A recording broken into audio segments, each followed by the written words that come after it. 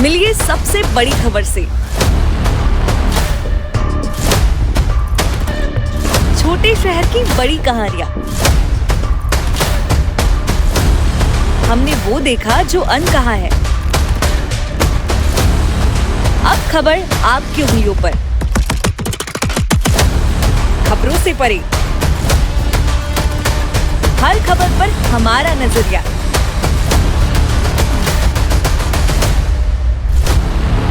India town news, Bharat की बात।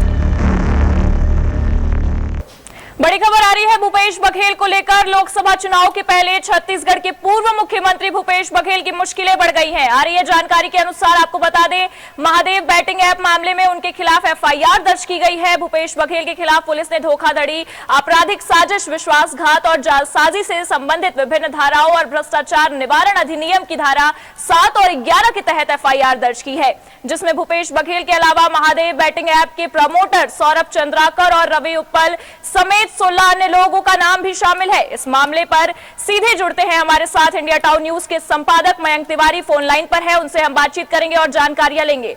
मयंक जी, क्या जानकारी निकलकर सामने आ रही है? देखिए प्रगति, नाम बड़ा है, मामला बड़ा है। नाम है भूपेश बघेल, पूर्व मुख्यमंत्री जो छत्तीसगढ़ के रहे हैं कांग्रेस सरकार के जी। इसके साथ साथ मामला जो है महादेव ऐप का जो मामला रहा है, ये राष्ट्रीय स्तर पर पिछले बीते विधानसभा चुनाव के पहले से जो गरमाया, तो छत्तीसगढ़ से निकलकर राष्ट्रीय स्तर तक बड़े बड़े नेताओं, यहाँ तक कि मोदी हों या तो फिर आपके केंद्रीय मंत्री जितने भी रहे हैं, सभी ने भूपेश बघेल को घेरा है पिछले विधानसभा चुनाव के दौरान। कहीं ना कहीं इसका खामियाजा भी अगर कहा जाए तो भूपेश बघेल को या कांग्रेस सरकार को भुगतना पड़ा। जी, बात करें इस एफआईआर की, तो विष्णुदेव साय के मुख्यमंत्री बनने के बाद से लेकर इस साल राज्य आर्थिक अपराध अन्वेषण ब्यूरो यानी EOW ने अब तक 6 एफआईआर की। भूपेश सरकार के समय हुए शराब, कोल लेवी, कस्टम मिलिंग और DMF घोटाले के बाद सबसे चर्चित रहे महादेव बुक ऐप केस में एफआईआर कर ली गई है। 4 मार्च को दर्ज हुए एफआईआर में सूत्रों के मुताबिक 16 या 19 लोगों का को जो है नामजद आरोपी बनाया गया है। प्रवर्तन निर्देशालय यानी कि ईडी की रिपोर्ट पर यह एफआईआर दर्ज की गई है। लेकिन इस एफआईआर में सबसे हैरान करने वाली बात है कि इस एफआईआर में अब तक पहली बार पूर्व सीएम भूपेश बघेल को आरोपी बनाया गया है। महादेव केस में 19 आरोपियों के साथ भूपेश बघेल का भी नाम शामिल है। यह बड़ी बात है। जी, इसी पर एक और सवाल हम जानना चाहेंगे। लोकसभा चुनाव की जब तारीखों का ऐलान हो गया, उसके ही ठीक अगले दिन इस तरह की एफआईआर लॉन्च होना, इस पर क्या कहेंगे आप? निश्चित ही प्रगति, लोकसभा चुनाव की तारीखों का ऐलान एक दिन पहले हुआ है जी। और आज यह बात निकलकर सामने आ रही है कि ईडी की रिपोर्ट पर हुई एफआईआर में भूपेश बघेल का नाम 6वें स्थान पर है।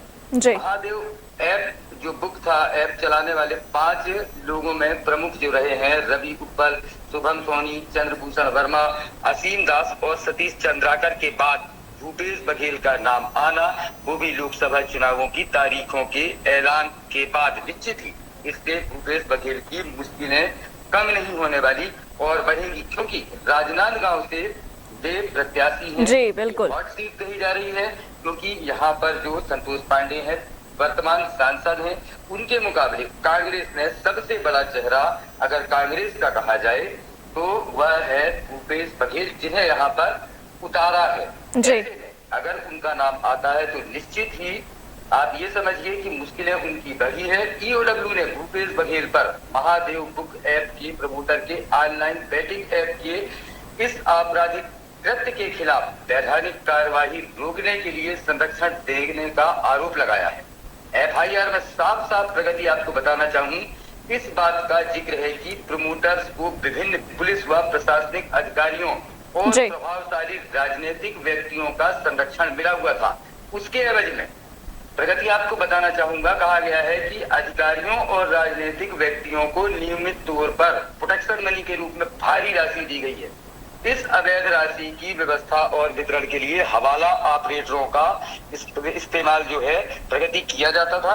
साथ ही अवैध प्रोटेक्शन जो मनी थी अधिकारियों के जरिए बांटी जाती थी, प्रोटेक्शन मनी की राशि हवाला ऑपरेटरों के माध्यम से राशि वितरण करने वाले पुलिस अधिकारियों और कर्मचारियों तक भी पहुंचती थी, जिससे ये लोग संबंधित पुलिस प्रशासनिक अधिकारियों और प्रभावशाली जो राजनीतिक व्यक्तियों तक पहुंचाते थे और सब कुछ मैनेज होता था। इन अफसरों और प्रभावशाली राजनीतिक व्यक्तियों ने अपने पद का दुरुपयोग किया और प्रोटेक्शन मनी के रूप में अवैध आर्थिक लाभ लेते हुए अवैध संपत्ति अर्जित की है। ईडी ने कई अचल संपत्तियों का प्रोविजन अटैचमेंट भी किया है। प्रगति जी हम ये भी जानना चाहेंगे कि चूंकि ये जो महादेव बैटिंग ऐप है, इसको लेकर विधानसभा चुनाव में भी असर देखने को मिला था और लोकसभा चुनाव में भी इसका असर देखने को मिला, क्योंकि हॉट सीट से प्रत्याशी चुना है कांग्रेस ने भूपेश बघेल को। तो क्या कुछ लगता है कि इसका असर कितना बड़ा हो सकता है भूपेश बघेल के लिए? बिल्कुल प्रगति, फौरी तौर पर कहा जाए तो अब कहीं ना कहीं कांग्रेस या भूपेश बघेल बैकफुट में आते हुए नजर आ रहे हैं, क्योंकि उन्हें अपने चुनाव प्रचार के साथ साथ अब जो है इस बात की सफाई जनता को देनी होगी। देखिए, मैं आपको यहाँ पर सीधे राजनांदगांव लोकसभा क्षेत्र में लेके जाना चाहूंगा, जहाँ पर ये लोगों का ये कहना है कि बीते कांग्रेस सरकार के दौरान भूपेश बघेल और उनकी कांग्रेस सरकार ने पूरी तरह से इस लोकसभा क्षेत्र, चूंकि ये भारतीय जनता पार्टी के यहाँ पर संतोष पांडे सांसद थे, उसके अलावा डॉक्टर रमन सिंह जो पूर्व मुख्यमंत्री रहे हैं और वर्तमान में जो विधानसभा अध्यक्ष हैं, ये क्षेत्र उनका है। इस कारण से बिल्कुल कहा जा रहा है कि भूपेश बघेल ने बीते 5 सालों में अपनी सरकार के दौरान इस क्षेत्र की जितने भी जो है विकास कार्य थे उनको रोकने का, उन पर रोड़े अटकाने का काम किया। साथ ही बिल्कुल भी विकास का यहाँ पर उस दौरान कोई भी एक कार्य नहीं देखा गया। ऐसे में निश्चित ही लोकसभा चुनावों में बैकफुट पर कांग्रेस का आना, उसके साथ साथ आपको एफआईआर में इस बात का भी उल्लेख है, आपको बताना चाहूंगा जी बिल्कुल बिल्कुल। महादेव बुक ऐप के प्रमोटर्स ने ऑनलाइन बैटिंग से अर्जित अवैध राशि को कई कंपनियों में निवेश किया। सेल कंपनियों और शेयर मार्केट में भी रकम को जो है इन्वेस्ट की गई। प्रमोटर्स ने ऑनलाइन सट्टा के प्रमोशन के लिए सट्टेबाजी वेबसाइटों में भारी मात्रा में नगद रकम जो है वो खर्च की थी। इसके साथ ही हर साल एनुअल स्टार स्टेटेज प्रोग्राम भी कराए जाते थे, जिसमें शामिल हस्तियों को सट्टेबाजी से मिले अवैध राशि का भुगतान किया जाता था।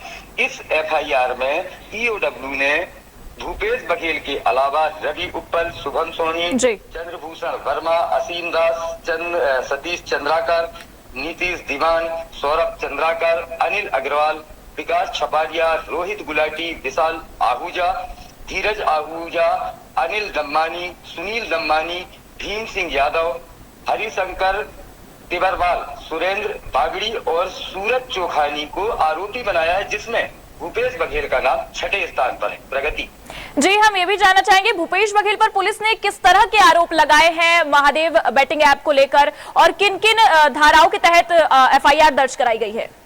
देखिए प्रगति, मैं आपको ये बताना चाहूंगा कि यह मामला बीते काफी समय से लगातार चर्चाओं में रहा है। जी। मामला जो आप अगर बात करें तो इस में रायपुर की इकोनॉमिक अफेयर्स विंग ने उनके खिलाफ 7 धाराओं के तहत मामला दर्ज किया है।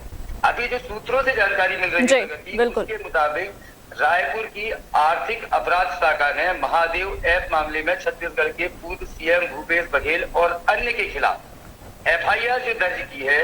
मामला आईपीसी की धारा 120B, 34, 406, 420, 467, 468 और 471 के तहत दर्ज किया हुआ है।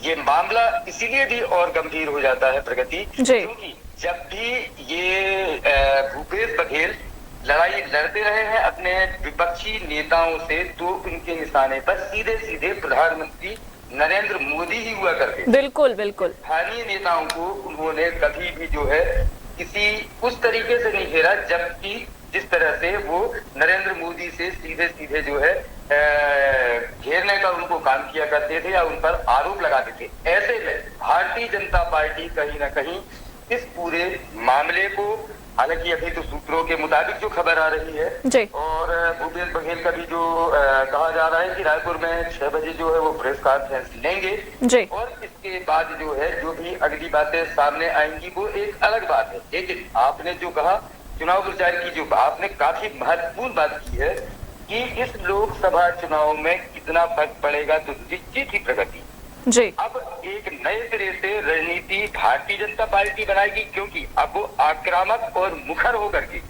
भारतीय जनता पार्टी के पास बिल्कुल मौका है अब कांग्रेस को घेरने का, और हर तरीके से वह कांग्रेस को घेरने के लिए, भूपेश बघेल को घेरने के लिए उनके पास सीधा एक ही नाम होगा कि जब भूपेश बघेल सबसे बड़ा नेता, सबसे बड़ा जिम्मेदार, उसका नाम अगर एफआईआर में आ जाता है तो आप करप्शन का या भ्रष्टाचार का आलम किस तरीके से कांग्रेस या कांग्रेसियों के द्वारा किया जाता रहा है, इसका एक सहज अंदाजा लगा सकते हैं। प्रगति जी, बहुत बहुत धन्यवाद आपका। लोकसभा चुनाव से ठीक पहले छत्तीसगढ़ के पूर्व मुख्यमंत्री भूपेश बघेल की मुश्किलें इस तरह से बढ़ गई हैं और इस तरह से उन पर एफआईआर भी दर्ज हुई है, और जो भी जानकारियां हम तक मिलेंगी हम आप तक पहुंचाएंगे।